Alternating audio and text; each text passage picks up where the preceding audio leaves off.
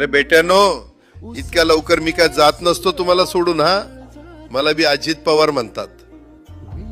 पण गऱ्यांनो, नियतीचा खेळ बघा. खरंच आज माझा हा प्रवास इथंच थांबतोय.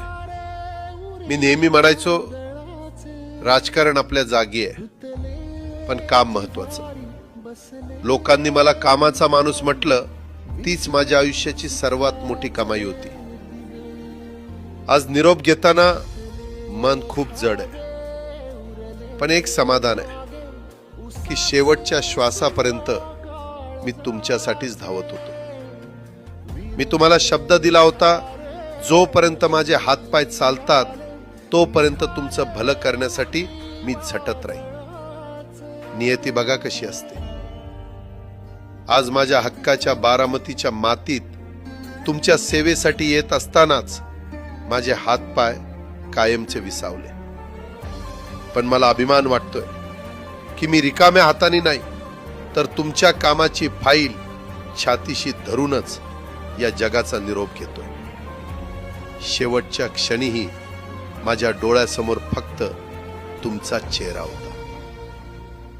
माझा स्वभाव थोडा रोखठोक होता.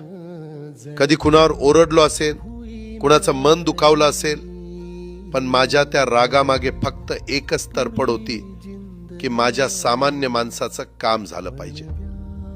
सत्तेसाठी नाही, तर तुमच्या हक्कासाठी मी नेहमीच दादा म्हणून उभा राहिलो.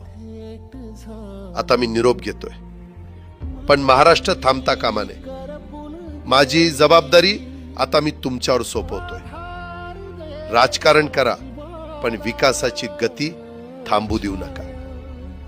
जाता जाता माझ्या शैलीत डोळे पुसून शेवटचं सांगतो, आता रडत बसू नका.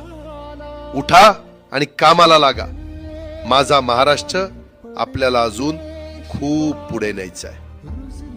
तुमचाच कामाचा माणूस अजितदादा पवार. सुटले धागे उरले माग उसासे